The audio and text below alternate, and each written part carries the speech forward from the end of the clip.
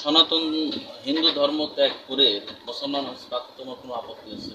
তুমি কি সজ্ঞানে স্বইচ্ছে মুসলমান হয়েছে? নিজের ইচ্ছায় আচ্ছা, রিয়া, তোমার নাম কি? ইসলাম পূর্বের নাম কি ছিল?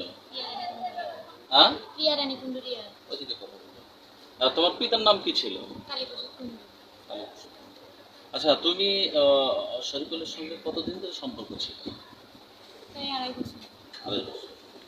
এখন তোমার সনাতন হিন্দু ধর্ম ত্যাগ করে মুসলমান হয়েছে তাতে তোমার কোনো আপত্তি আছে?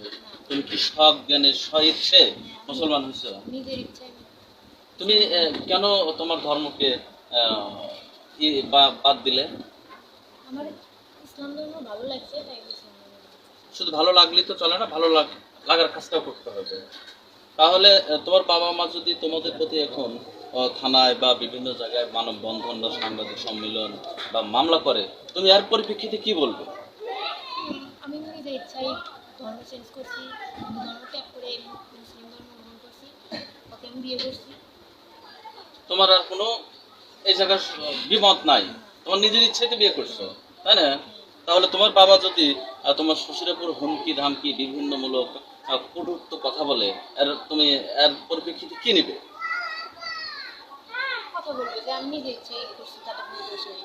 তারা থানায় মামলা করে, মামলা করলে আমি সাথে যাবো, যে আমি সাথে যাবো, যাই বলবো যে আমি নিজের ইচ্ছাই তাদের ধর্ম গ্রহণ করছি, তাদের কোনো দোষ নেই, তারাও আমাদের জোর করে নিয়ে আসে নাই, আমি নিজের ইচ্ছাই চলে আসছি।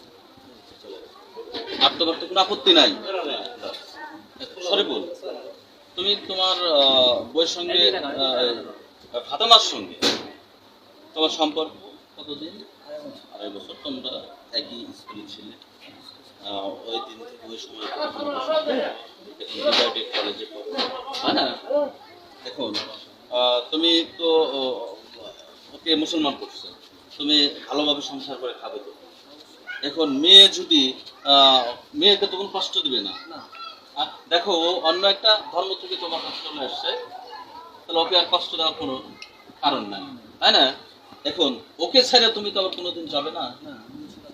হুম, এটা কি সঠিক কথা?